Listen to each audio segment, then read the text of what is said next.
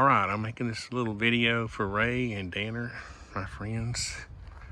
I'll leave a link to their channels. They're already bigger than my channel. Anyway, he was curious about my RV pole, and you know, they're kind of nicknamed RV poles, but the way I'm using it is just a permanent service, where when I build my cabin right here, right now I've got the tiny shack, and I'm living there until I get this my main cabin started. But anyway, so what I did was I had Sequatchie Valley Co-op run a secondary from the street. It's about 240 feet from there to here.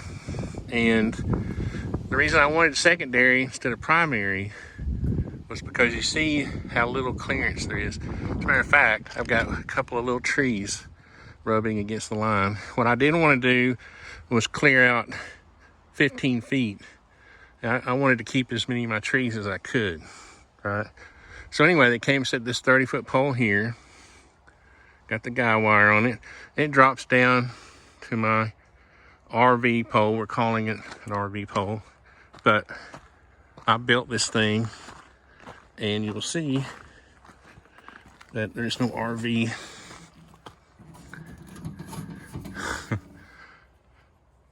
receptacle. It's just a 200 amp main breaker, and then I have 100 amps right now feeding the tiny shack, and I have a 150 amp panel in the tiny shack that I'll show you in a minute. And of course, part of the RV pole requirements is you have to have these two 20 amp breakers feeding two separate ground fault, go away B, here. And then you also have to have this little termination block for grounds for like telephone and cable, whatever, fiber. And that's a requirement. You won't see this on some of the specs, but it is a new requirement. I don't know if it's new, but I just realized there's some extra cable laying out here. But you also have to have two separate grounds. There's one ground rod there, and then over there somewhere, 6 feet, oh, right there, 6 feet away is the second ground rod for these.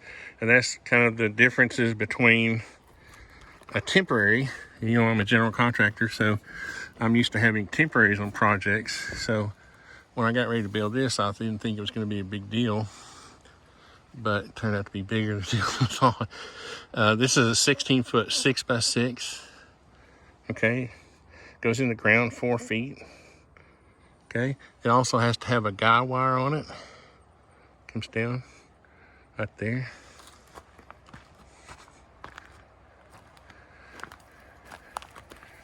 Not very tight, but it's not going anywhere. And then this is a 200 amp combo. It's got the meter base built into it.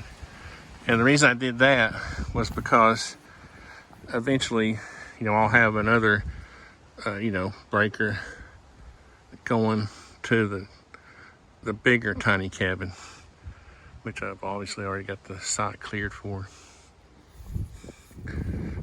That. And then I've got my underground running here. I need to cover that back up. That's my water. I've got a water line, one for future use for the bigger tiny cabin, and the one that's going to the existing tiny shack. Since this is considered a permanent service, you have to have, you know, that 8-inch lag eye right there that the guy wire connects to. And then of course the co-op, electric co-op, connects from there up to the pole. Again, I did this because once I establish this as a permanent service, then I'm done with the electrical side of the project. Whatever I build over here is, my business from now on. So anyway, it's a beautiful day, except we're getting ready to have some rain here soon.